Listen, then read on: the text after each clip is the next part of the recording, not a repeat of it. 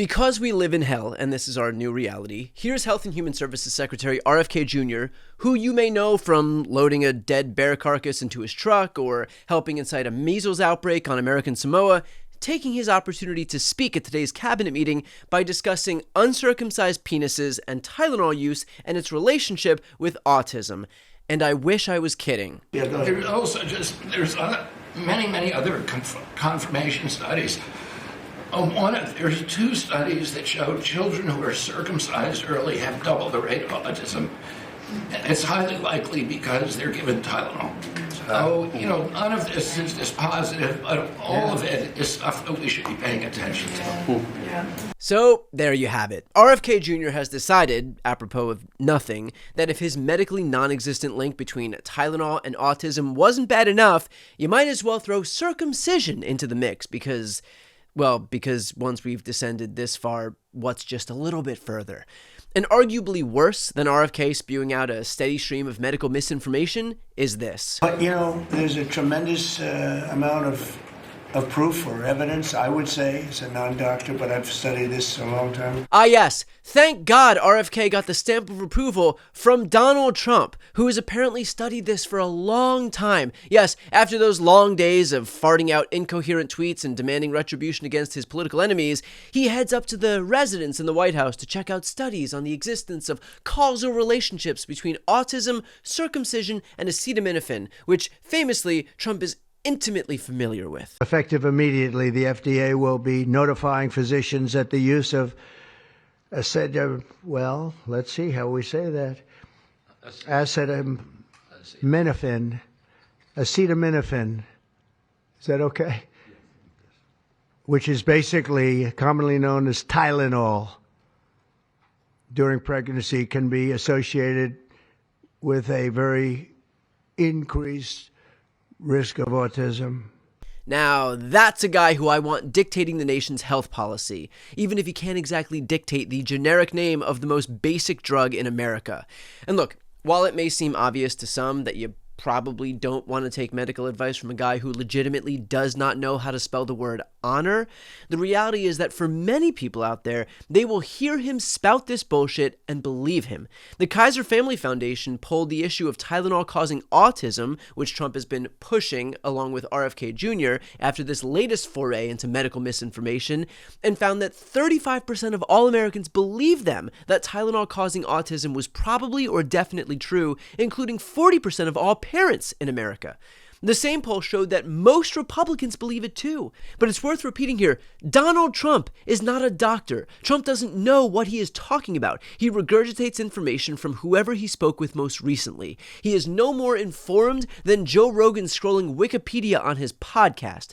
To that end, for those looking for accurate information, perhaps trust the guy who actually attended medical school. And just a few years ago, one of the largest, best quality research studies ever done, 25 years in Sweden, looked at siblings, one exposed in utero, the other not, to Tylenol. And what did that find, Anna? When controlling for genetics, family history, maternal, paternal age, known risk factors for autism, that there was no link. So the best quality research has shown no link between the use of Tylenol in utero or during pregnancy and the development of autism.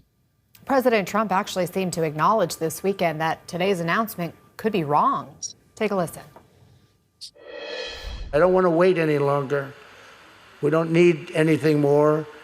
And if it's wrong, it's right. It's not going to be wrong. But if it is wrong, it's fine that we have to do it, because we're going to have an announcement on autism. Dr. Gupta, your reaction. What are the implications if they make this link and they're wrong? Well, it's going to be a similar line of things. You and I have talked about this endlessly of using a similar approach. They don't know. They put something out there and it's cherry picking data. I worry about women across the country, Anna. You said this in the tee-up. There aren't many options for oral pain relief if you have to take a medication. I say this watching my wife go through 2 pregnancies and needing, in some cases, pain relief. That it's important to treat pain during pregnancy. That's a risk factor to baby. And NSAIDs are not an option. Other pain relievers are not an option. There's not a lot there beyond hot and cold compresses, acupuncture, and Tylenol. to treat pain. So we can't just do this willy-nilly. We have to be serious about it. And frankly, there is no link when you look at the best evidence. And we should note, countless medical organizations from the U.S. to Canada to Europe have all said that the data that even suggests a link is inconclusive at best. But for those people who may be fearful and say any risk isn't worth it, what should they do? As always, they should speak to their most trusted purveyor of medical information on it, and whether it's childhood vaccines or the use of Tylenol in pregnancy. The reality is that RFK, who, again, is not a doctor, has been cosplaying as one and manipulating people around him for years. Only lately has he begun to get called out for it. I had 3 vaccines, Casey, when I was a kid, and I was fully compliant. My kids got 72. The current recommendations are, I think, around 77. And I have a vaccine record for my child, and there are not 77 there are shots on there. 77. Even I called him out for spouting baseless medical misinformation about the issue of abortion. When you say that there are a huge amount of abortions that would necessitate some federal intervention, where is the proof of that? Well, I would have to look at the data again, and which I'm happy to do.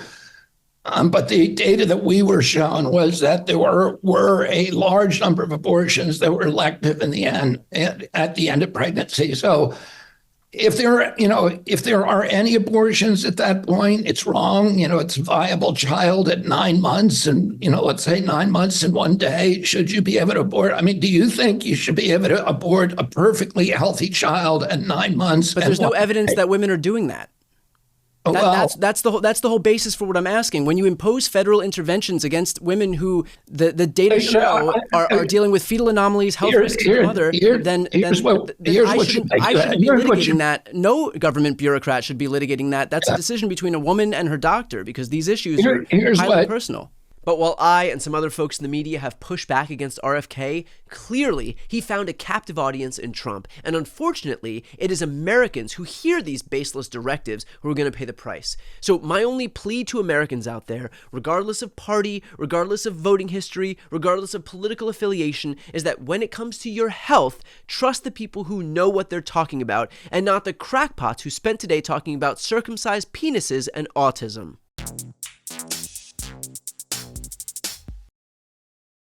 Before you go, if you enjoyed this content and you want to see more and support independent media, please subscribe to this channel. The subscribe button will be right here on the screen.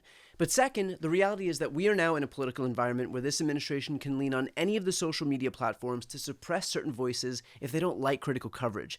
That means my longevity here is in the hands of a few tech billionaires who are already making it clear that they are willing to cater to this administration. To that end, signing up for my newsletter is a way for me to reach you directly if that ever becomes necessary. I'll put the link right here on the screen as well, so please sign up. It's free, but there's also an option to do a paid subscription if you'd like to support me and my team. I really appreciate it. Thanks so much for watching.